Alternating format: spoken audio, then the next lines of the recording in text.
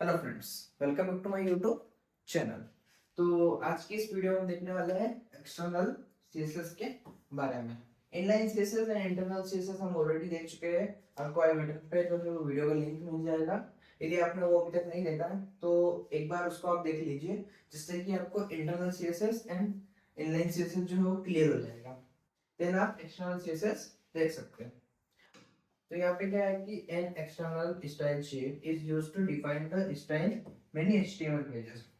अब यहाँ पे मेनी एचटीएमएल पेजेस का मतलब ये है कि आपने एचटीएमएल फाइल 1 2 3 4 5 6 आपने 6 फाइल एचटीएमएल की बना रखी है और आपने एक सीएसएस की फाइल बना रखी है। डन।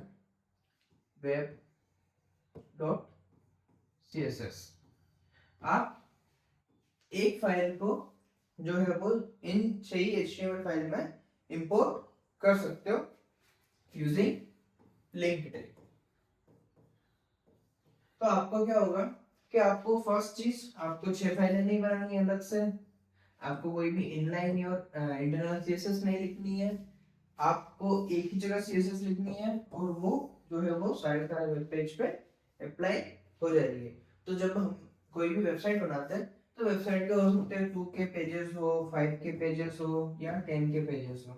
तो वहाँ पे क्या होता है हमारे पास कि जितने भी पेजेस है उनके लिए हम जो है वो लेआउट, हेडर और फुटर और बहुत सारी चीजें जो है वो सेम रखते हैं। बट हम ये नहीं चाहते कि हम हर एक पेज के लिए जो है वो लेआउट वापस से बनाए, फुटर वापस से बनाए। तो उस केस में क्या करते हैं, हम एक ग्लोबल सीएसएस डिफाइन करते हैं और उस फाइल को जो है हम लेआउट में यूज करते हैं और उस लेआउट को हम पूरे पूरे प्रोजेक्ट में यूज करते हैं।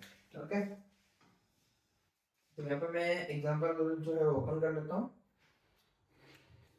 और इससे आपको बेटर तो भी समझ में आएगा जब ये चीज मैं आपको VS कोड पे करके बताऊंगा। तो इसके लिए हम चल लेते हैं अपने लैपटॉप की स्क्रीन पर। तब तो यहाँ पे आप देख सकते हो कि हमारा जो लास्ट चैप्टर था उसका कोड भी लिखा हुआ है। यहाँ पे हम क्या करते हैं, इस CSS को यहाँ से कॉपी कर लेते हैं और चैप्टर 7 से रिलेटेड हम एक और फाइल बनाते हैं, chapter7.css। ओके, और इसके अंदर हम क्या करेंगे, यहाँ पे हम रख लेते हैं h1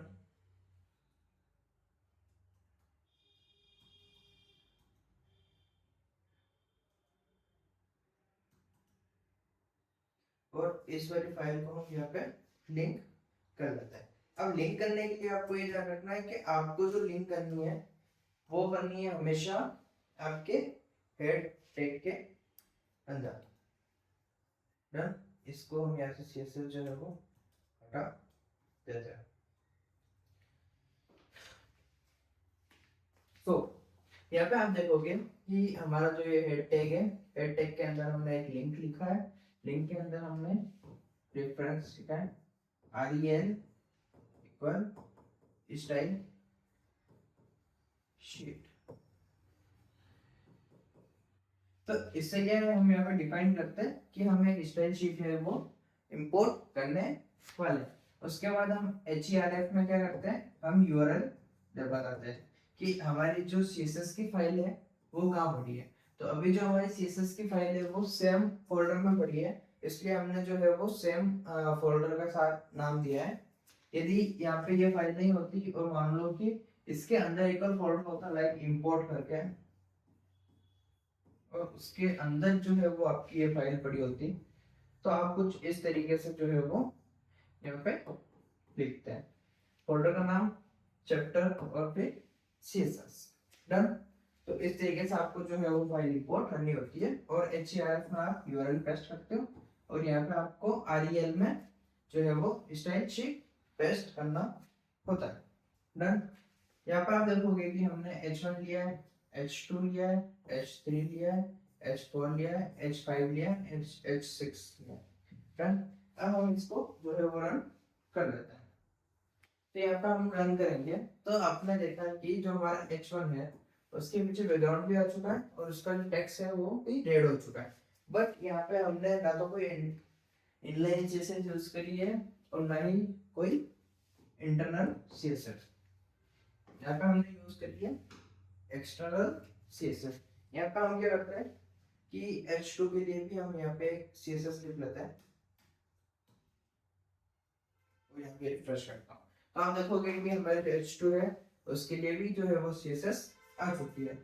सो इस तरीके से जो है आप लिंक टैग का यूज करके आप किसी भी CSS को HTML के अंदर जो है वो इंपोर्ट कर सकते हो और उसकी जितनी भी CSS के जो प्रॉपर्टीज है वो आप HTML में डायरेक्टली यूज कर सकते हो using tag and ID and classes. So friends, आज की वीडियो में इतने, मिलते हैं नेक्स्ट वीडियो में।